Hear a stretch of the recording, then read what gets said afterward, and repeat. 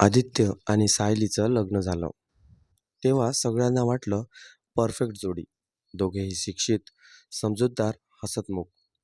लग्नात सगळीकडे आनंद, photo, status, reels, शुभेच्छांचा वर्षाव. लग्नाच्या पहिल्या महिन्यात सगळं स्वप्नासारखं होतं. सायली नवीन घरात आली. सासूबाई प्रेमाने बोलत होत्या.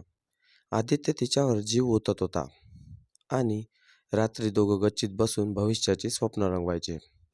आपण दोघं नेहमी असंच राहू ना? सायली विचारायची. आदित्य तिचा हात धरून म्हणायचा, कधीच बदलणार नाही. पण आयुष्य फक्त वचनांवर चालत नाही. दुसऱ्या महिन्यापासून आदित्यच्या ऑफिसचा ताण वाढला. तो उशिरा यायला लागला. फोनवर जास्त वेळ राहायला लागला. सायलीने काही विचारलं की उत्तर खूपच लहान आणि कोरडं असायचं. थकलोय, एवढंच. सायली स्वतःला समजवायची. नवीन प्रोजेक्ट असेल, नॉर्मल आहे. पण तिच्या लक्षात येऊ लागलं तो आधीसारखा तिच्याकडे बघतही नाही. तिचं स्वप्न, तिचं बोलणं पूर्ण ऐकतही नाही. तिच्या छोट्या गोष्टींवर हसायचं थांबलं. एक दिवशी तिने विचारलं, मी काही चुकीचं करते का? तो चिडून म्हणाला, सायली प्लीज, ड्रामा करू नकोस. तो शब्द तिच्या मनात खुपला. सासूबाईंनी हळूहळू अपेक्षा वाढवल्या. आमच्या घरात सकाळी 6ला उठायचं असतं. भाजी अशी नाही करत. लग्नानंतर मुली बदलतात. तू अजूनही तुझ्या माहेरातल्या सारखीच वागतेस. सायली प्रयत्न करत होती, पण तिला जाणवत होतं ती बदलते पण कुणालाच दिसत नाही. आधी तो म्हणायचा, तू नोकरी कर, मी आहे ना तुझ्यासोबत. आणि आता म्हणू लागला, घर आधी नीट सांभाळ, नोकरी नंतर पाहू. हे ऐकून सायली पूर्णपणे गोंधळली. तो हा तोच माणूस आहे ना की ज्याने तिच्या स्वप्नांना साथ देण्याचं वचन दिलं होतं. एका रात्री ती रडत म्हणाली, तू बदललास आदित्य. आदित्य शांतपणे म्हणाला, लोक लग्नानंतर बदलतातच. सायली गच्चीत उभी होती. लग्नाआधी ती आत्मविश्वासू, स्वतंत्र आणि आनंदी होती. आता ती प्रत्येक शब्द बोलताना विचार करत होती. मी जास्त बोलते का? मी चूक आहे का? मी कमी पडते का? हळूहळू तिचं हसणं कमी झालं. एके दिवशी तिला आदित्यचा फोन टेबलवर सापडला. स्क्रीनवर मेसेज फ्लॅश झाला. कालची संध्याकाळ खूप छान होती. पुन्हा भेटूया. सायलीच्या हातातून फोन खाली पडला. तिच्या डोळ्यासमोर सगळं फिरू लागलं. तो फक्त बदलला होता की अजून काही चालू होतं? सायलीच्या हातातून फोन खाली पडला होता. स्क्रीनवर अजूनही तोच मेसेज चमकत होता. कालची संध्याकाळ खूप छान होती. पुन्हा भेटूया. तिच्या डोळ्यात पाणी नव्हतं, कारण अजूनही तिचा मेंदू मान्य करायला तयार नव्हता की हे सगळं खरं असू शकतं. कदाचित ऑफिसचं काही असेल, कदाचित क्लायंट असेल, कदाचित मीच जास्त विचार करते. ती स्वतःलाच समजावत होती. त्या रात्री आदित्य घरी आला. सायलीने काहीच न बोलता जेवण वाढलं. आदित्य थोडा शांत होता. कदाचित त्यालाही तिच्या डोळ्यातला बदल दिसत होता. जेवणानंतर सायलीने हळूच विचारलं, आज ऑफिसमध्ये खूप काम होतं का? हो, तो लहान उत्तर देऊन फोनमध्ये गुंतून गेला. सायलीचं धैर्य एकवटलं. कालची संध्याकाळ छान होती असं कोण म्हणालं होतं का? आदित्यचा चेहरा क्षणभर पांढरा झाला, पण लगेच तो सावरला. तू माझा फोन चेक करतेस? मी फक्त टेबलवर पडलेला पाहिला. तो चिडला. सायली, हे सगळं संशय घेणं बंद कर. ती फक्त क्लायंट आहे. हृदयाचं इमोजी क्लायंट पाठवतात का? आणि रूममध्ये क्षणभर शांतता पसरली. आदित्यने आवाज वाढवला, तुला माझ्यावर विश्वास नाही का? सायलीच्या डोळ्यातून आता अश्रू वाहू लागले. विश्वास आहे, पण तू बदललास. तू आधीसारखा बोलत नाहीस, मला वेळ देत नाहीस. आदित्यने हात कपाळावर मारला. मी काम करतोय आपल्या भविष्यासाठी आणि तू प्रत्येक गोष्टीचा इश्यू बनवतेस. मग ती शांत झाली. तिला जाणवलं होतं तो प्रश्नाचं उत्तर देत नाहीये. तो फक्त तिच्यावर दोष टाकतोय. दुसऱ्या दिवशी सकाळी घरात वातावरण थंड होतं. सायली थोडी उशिरा उठली. सासूबाईचा आवाज आला. लग्नानंतर मुलींनी घर सांभाळायचं असतं, फोनवर लक्ष ठेवायचं नाही. सायली थबकली. म्हणजे आदित्यने सगळं सांगितलं होतं. ती स्वतःला आणखी एकटी वाटू लागली. त्या दिवशी सायलीने आरशात स्वतःकडे पाहिलं. तिचा चेहरा थकलेला होता. डोळ्यात सतत रडल्याचा लालसरपणा. मी कोण आहे आता? तीच सायली आहे का जी लग्नाआधी स्वतःवर प्रेम करायची? तिने तिच्या जुन्या ऑफिसमधल्या मैत्रिणीला मेसेज केला. मी परत जॉबला यायचा विचार करते. मैत्रिणीचं उत्तर आलं, तू आधी स्वतःला परत शोध.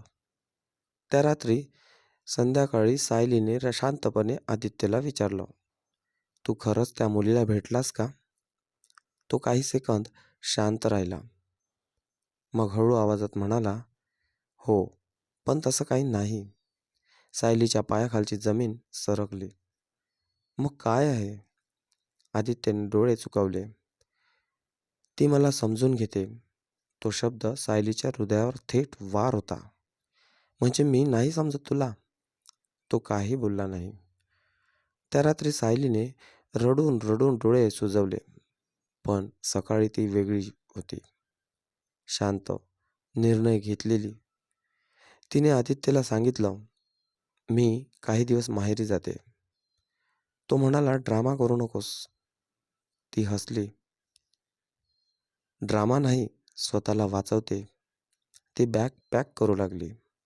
सायली माहेरी आली तेव्हा सगळ्यांना वाटलं थोडे दिवस जाईल, सगळं ठीक होईल. पण तिच्या आत काहीतरी कायमचं तुटलेलं होतं. आईने विचारलं, सगळं ठीक आहे ना? सायलीने फक्त हसून मान हलवली. कारण प्रत्येक मुलगी माहेरी आल्यावर खरं सांगतच नाही. ती आधी स्वतःलाच समजावते. त्या रात्री सायली तिच्या जुन्या खोलीत झोपली. भिंतीवर अजूनही तिचे कॉलेजचे फोटो होते. स्वप्न होती. आत्मविश्वास होता. तिने मोबाईल उघडला. आदित्यचा एकही मेसेज नव्हता. ना कॉल, ना सॉरी, ना मिस यू. तेच सर्वात जास्त दुखावणारं होतं. दरम्यान आदित्य ऑफिसमध्ये बसला होता. समोर तीच मुलगी नेहा. नेहा हसत होती. सायली अजून माहेरीच आहे.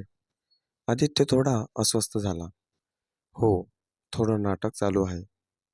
नेहा म्हणाली, तुला माहिती आहे ना, तू तिच्यासोबत खुश नाहीस. हे शब्द त्याच्या मनात घुसले. खरंच का? तो खुश नव्हता?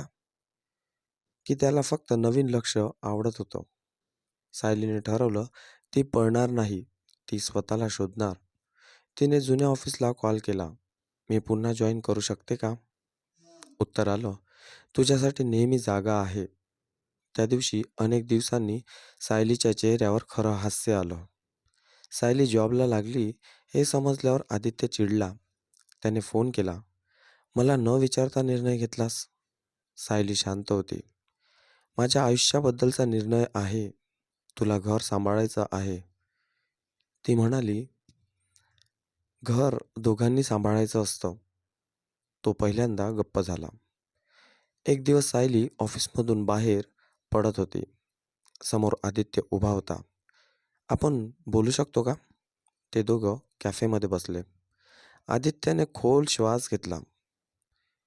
मी नेहाला भेटत होतो, पण तसं काही नव्हतं. सायलीने डोळ्यात डोळे घातले. तसं काही नसतं तर पण काहीतरी असतं.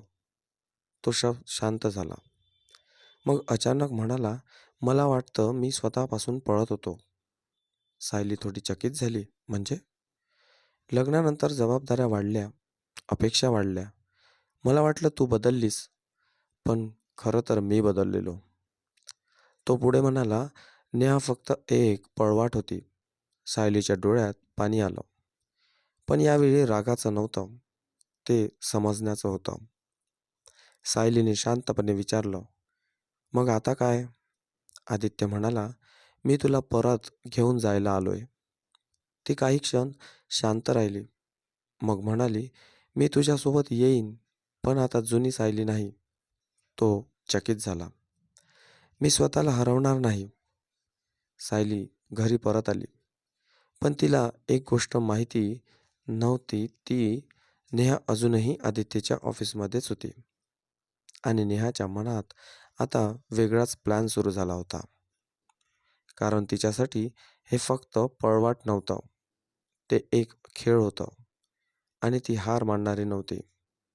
सायली परत घरी आली. पण आता ती आधीसारखी नव्हती. ती शांत होती, पण कुमकवत नव्हती. ती हसत होती, पण अंधविश्वास करत नव्हती.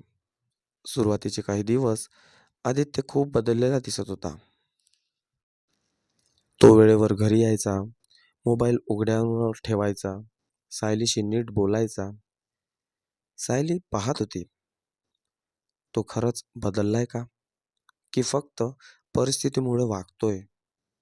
विश्वास परत मिळवायला वेळ लागतो आणि सायली आता घाईत नव्हती.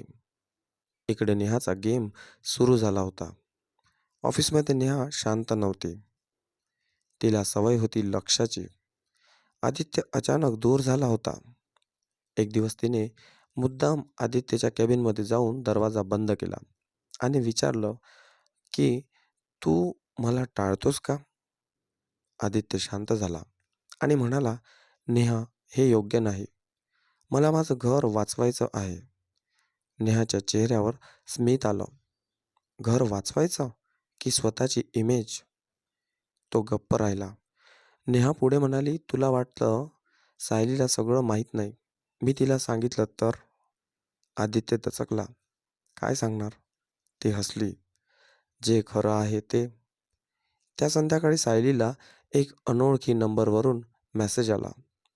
त्यात लिहिलं होतं, तुला सगळं खरं माहीत आहे का? तिचं हृदय धडधडलं. पुढे पुढे फोटो आला. आदित्य आणि नेहा कॅफेमध्ये जवळ बसलेले. तो जुना फोटो होता, पण जखम अजूनही ताजीच होती. सायली काही क्षण स्तब्ध बसली. मग तिने स्वतःला सावरलं आणि ती थेट आदित्यसमोर जाऊन उभी राहिली. मोबाईल त्याच्या हातात दिला. हे काय आहे? आदित्यचा चेहरा पांढरा पडला. हे जुने आहे. जुने असले तरी खरे आहे. सायलीचा आवाज थरथरत नव्हता. तो पहिल्यांदा पूर्णपणे खाली बसला. हो, मी चुकीचा होतो. तू फक्त चुकलास की मला मूर्ख समजलंस? तो डोळ्यात पाणी आणून म्हणाला, मी घाबरलो होतो. तू मजबूत होत चालली होतीस आणि मला वाटलं तू मला मागं टाकशील. सायली थिजली. म्हणजे माझी प्रगती तुझ्यासाठी धोका होती? तो काही बोलू शकला नाही. त्या रात्री सायलीने खूप विचार केला. तिने स्वतःला प्रश्न विचारला, मी त्याच्यासोबत राहते प्रेमासाठी की सवयीसाठी? दुसऱ्या दिवशी सकाळी ती आदित्यसमोर बसली. मी तुला एक शेवटची संधी देते. तो आश्चर्यचकित झाला. पण ती पुढे म्हणाली, मी माझं करिअर थांबवणार नाही. मी माझं अस्तित्व हरवणार नाही. आणि पुन्हा जर विश्वास तुटला तर मी मागे वळून पाहणार नाही. आदित्यने मान हलवली. पण त्याला कळलं, ही ती सायली नाही. ऑफिसमध्ये दुसऱ्या दिवशी मोठी मीटिंग होती. एचआरने घोषणा केली, नेहा कंपनी सोडत आहे. सगळे चकित झाले. नेहा आदित्यजवळ आली. हळू आवाजात म्हणाली, मी हरले नाही. मी फक्त बाजूला झाले. तुमचं लग्न किती मजबूत आहे ते पाहू. आदित्यचा घसा कोरडा पडला. कारण त्याला जाणवलं, खरा प्रश्न नेहा नव्हती. खरा प्रश्न होता त्याचा स्वतःचा अहंकार. सायली रात्री आरशासमोर उभी होती. तिने स्वतःकडे पाहिलं. ती आता कोणाची बायको एवढीच नव्हती, तर ती स्वतःची व्यक्ती होती. पण तिच्या मनात एक प्रश्न अजून जिवंत होता. विश्वास एकदा तुटला की खरंच पूर्णपणे जोडला जातो का? घर शांत होतं. बाहेर पाऊस पडत होता. आत दोन माणसं एकाच छताखाली, पण वेगवेगळ्या विचारात. सायली खिडकीत उभी होती. आदित्य मागे बसला होता. दोघांमध्ये शब्द नव्हते, फक्त भूतकाळ उभा होता. आदित्य हळू आवाजात म्हणाला, सायली, आपण पुन्हा सुरुवात करू शकतो का? ती वळली. सुरुवात की जखमेवर मलम? तो खाली पाहू लागला. मी बदललोय, सायली शांतपणे म्हणाली. बदल दिसतो, पण विश्वास जाणवतो. सायलीने त्याच्या समोर एक कागद ठेवला. तो गोंधळला. हे काय? ऑफिसची प्रमोशन लेटर. आदित्यने वाचलं. ती आता मोठ्या पदावर जात होती. जास्त जबाबदारी, जास्त वेळ. तो काही क्षण शांत राहिला. मग हळूच म्हणाला, मी तुझ्यावर अभिमान करायला हवा, पण मला अजूनही भीती वाटते. सायली हसली. हीच तर खरी समस्या आहे. ती त्याच्या समोर बसली. आदित्य, लग्न म्हणजे दोन लोक एकत्र चालवतात. एक पुढे गेला तर दुसऱ्याने पाय ओढायचे नसतात. तो तिच्याकडे पाहत राहिला. मी तुला कधीच मागे टाकायचं ठरवलं नव्हतं, पण तू मला थांबवायचा प्रयत्न केलास. त्याच्या डोळ्यात अपराध होता. त्या रात्री दोघं खूप बोलले. राग, भीती, असुरक्षितता, प्रेम सगळं उघडलं. आदित्य पहिल्यांदा पूर्णपणे प्रामाणिक झाला. मी तुला गमावण्याच्या भीतीनेच चुकीचं केलं आणि त्या भीतीनेच तुला दूर केलं. सायलीच्या डोळ्यात पाणी आलं. मलाही भीती वाटली होती की मी स्वतःला गमावेन. दुसऱ्या दिवशी सकाळी सायलीने बॅग पॅक केली. आदित्य थिजला. तू जात आहेस? ती म्हणाली, हो, पण कायमची नाही. तो गोंधळला. मला वेळ हवा आहे. आपण दोघांनी मिळून वेगळं राहून स्वतःला समजून घ्यायचं. त्याच्या डोळ्यात भीती. म्हणजे हे संपलं. ती हळू आवाजात म्हणाली, संपत नाहीये, पण आता अटींवर चालणार नाही. काही महिन्यानंतर सायली तिच्या नवीन ऑफिसमध्ये आत्मविश्वासाने काम करत होती. ती मजबूत झाली होती, स्वतंत्र झाली होती. आदित्यनेही काउन्सिलिंग सुरू केलं. तो स्वतःच्या सुरक्षिततेला सामोरा जात होता. ते दोघं अधूनमधून भेटायचे. भांडण नसायचं, दोषारोप नसायचा, फक्त प्रामाणिकपणा असायचा. अंतिम ट्विस्ट. एका संध्याकाळी ते कॅफेमध्ये भेटले. आदित्य म्हणाला, मी आता तुला थांबवणार नाही. मी तुझ्यासोबत चालायला तयार आहे. सायली काही क्षण शांत राहिली. मग तिने त्याचा हात धरला. यावेळी आपण समान आहोत. कहाणीचा शेवट. त्यांनी पुन्हा एकत्र राहण्याचा निर्णय घेतला. पण यावेळी सायली स्वतःला हरवणार नव्हती. आदित्य तिची सावली होणार नव्हता. आणि विश्वास शब्दावर नाही तर कृतीवर उभा राहणार होता.